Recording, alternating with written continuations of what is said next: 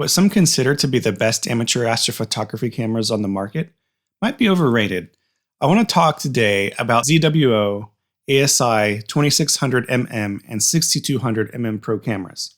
There are things that get overlooked with a camera, and I just want to take some time to try and figure out what might be going on and why those two cameras might not be getting the signal-to-noise ratio that you might expect. You may also be asking yourself, why is my arm in a sling?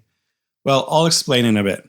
Here's the background to the video. I've had this channel over a year now, and every now and then I get emails about my SNR calculator app. A lot of the comments are like this.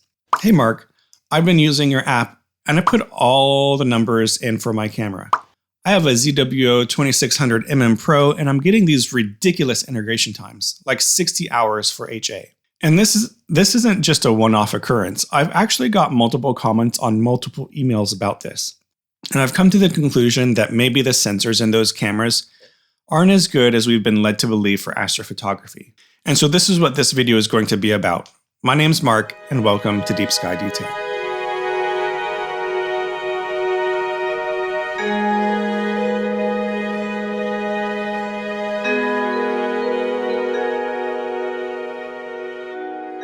Before we begin, you may be asking yourself, why is my arm in a sling? Well, a series of unfortunate events led me to dislocating and fracturing my shoulder. I just had surgery on it a few days ago, and I don't think I'll be doing much imaging for at least the next 3 months, maybe longer until it recovers. I can still move it, and I don't need it to be in a sling all the time, but my range of motion is limited, and I can't really pick up things like my mount with my left arm. I still have some content for my videos, thankfully, but the rate at which I create videos will probably slow down a bit. I hope you'll stick around, so make sure you hit the bell icon to know when my videos come out. It also kind of gives me more time to work on AstroSharp and AstroClean and get those neural networks kind of working better. Anyway, the impetus for this video is an email I got from one of my viewers. As I mentioned in the intro, some people keep asking me about my signal-to-noise ratio calculator app. And these same people have an ASI 2600mm Pro camera or 6200mm Pro camera. Now, when people are using the 2600mm and 6200mm Pro cameras, they're basically using a similar sensor. So the numbers I'll talk about in this video relate to both of them. Now, don't get me wrong, these are good cameras, but I'm not sure they're amazing like many on online forums are saying. The viewer was getting worse than expected SNR with their camera. They were gracious enough to actually send me a couple of their light frames of the Pelican Nebula, as well as some bias frames so I could actually do some calculations in the SNR app myself. The first culprit I could think of was the gain settings, specifically the electrons per ADU at 100 gain. Most of the people who asked about the SNR were using 100 gain, which translates to about 0.25 electrons per ADU. Basically, when a photon hits your camera's sensor, it has to be converted to an electron. How many electrons a pixel records determines the brightness of that pixel. Now at 100 gain, the electrons per ADU is about 0.24 electrons per ADU, meaning that a photon from the DSO that gets measured as 1 electron increases the brightness by about 4 ADU. So if you have 4 electrons, you're going to be raising the brightness by 16, give or take some rounding error. Now, my initial hypothesis was that this was artificially increasing the shot noise, giving worse SNR. So if your camera measures 4 photons, then your noise would be the same as if you had collected 16 photons, which might give a worse SNR. Admittedly, this isn't a great hypothesis, as you'll soon find out, but it can be tested. Because I have a couple of my viewers' images, I can go ahead and put it into my SNR app and we can try to figure it out. The viewer was gracious enough to also send a couple images at 0 gain. The electrons per ADU at 0 gain is closer to 1. It's a perfect experiment. I'm going to go ahead and crunch these numbers. Hang tight for a second. While I'm busy calculating SNR with my app, I want to show you something. This is my first dedicated Astro camera. I got it for a steal on cloudy nights. It's a Starlight Express CCD camera. It has a small sensor, but it's great. And you know what? I think if the sensor on this was as big as the ZWO 6200mm Pro, it would be a much better camera than the ZWO. Why do you ask? Well, we need to get back to the experiment testing gain settings. Okay, I lied. I still need a bit more time to crunch the numbers, but let's talk about something else. My second and current dedicated Astro camera is the ZWO 294mm Pro. I love it. It's great. The sensor is much bigger than my Starlight Express, and it has better quantum efficiency. What's quantum efficiency? Well, the way I understand it is this. Quantum efficiency basically measures the sensitivity of your camera at different wavelengths of light. Here, let me show you. Here's a graph. On the x-axis is the wavelength of light. I'm going to draw a line around 656 nanometers. The wavelength of hydrogen alpha. That Express camera, the quantum efficiency is about 65%. Meaning that for every 100 photons that hit the sensor, the camera will detect about 65 of them on average. So I'll put an X here on my graph. 294mm Pro camera has a quantum efficiency of above 75% for hydrogen alpha. Nice. So as an improvement, I would say that when you look at quantum efficiency, one of the most important numbers is the quantum efficiency at around 650 nanometers, or the emission line of H-alpha. H-alpha is going to be the most important filter in a lot of your nebula images. The higher, the better.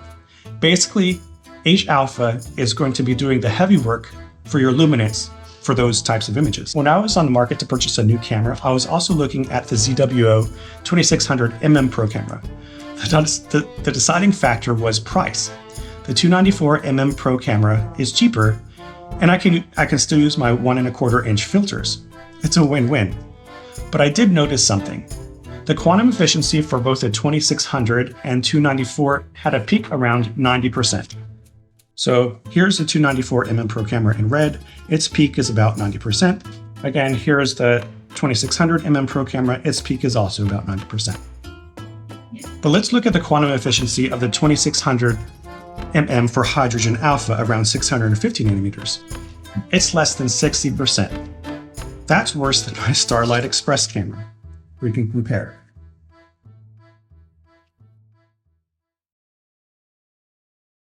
So I'm back. I've crunched the numbers comparing a gain of 0 and gain 100. I thought that gain 0 would be better than gain 100 because gain 0 has higher electrons per ADU. Well, I was wrong. If anything, gain 100 gets better SNR than gain 0. That is in line with the results of the video I did testing sub-exposure time and gain. So it's obviously not gain that is making these integration times so high. You know what?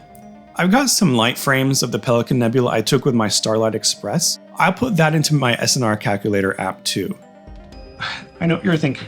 The 2600mm and 6200mm Pro cameras do poorly because they aren't that sensitive to hydrogen alpha. But I wouldn't be so quick to judge. I'm not sure that it all has to do with the sensitivity of the camera at HA, to be honest. While I think it's important, and it is, it still doesn't explain everything. I'm thinking there is something else going on. My Starlight Express has similar levels of sensitivity to HA, so I wonder how it compares. Crunch the signal-to-noise numbers again for my Starlight Express to compare with the 2600mm. Before I show you the results, let me warn you, this is not a perfect comparison. In fact, it's a pretty flawed comparison. Let's figure out why.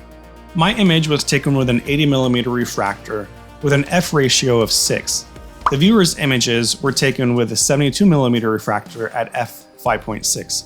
Crunching the numbers, I figured the viewer scope has about 17% more light per unit area on a sensor than my scope, factoring in both focal length and aperture size, if I did my calculations correctly. The faster 72mm scope should have a brighter image with the same image scale, so that's an advantage to my viewer's image. Additionally, my viewer's filter should be better with decreasing noise. They used a 3nm bandpass HA filter. Mine is much worse with 12nm bandpass, meaning it lets in more light pollution. Again, advantage to my viewer. As we've discussed before, the Starlight Express has about 5% more sensitivity in HA than my viewers, advantage me. Even though my viewer's scope and filter were better, the 2600mm Pro camera is newer than the CCD. My image had about double the signal-to-noise ratio than theirs. Really, it's about 1.7 times more signal-to-noise ratio. So make it make sense. I'll try. The Starlight Express could be doing better for a couple of reasons. It could be any number of reasons not related to the camera, like the weather or something funky going on with the filters. Or it could be the pixel size. And I think it's related to the pixel size. The pixels in the Starlight Express are about 1.5 to 2 times bigger than the 2600mm. Theoretically, each pixel in the Starlight camera should be gathering 3 to 4 times as much light as the ZWO, but also generating about 2 times the amount of shot noise. Or the difference in signal between the pixel size divided by 2, the noise, is 2. Coincidentally or not, the old CCD camera had about 1.5 to 2 times the signal, even though the filter used with it was worse and the f ratio was longer.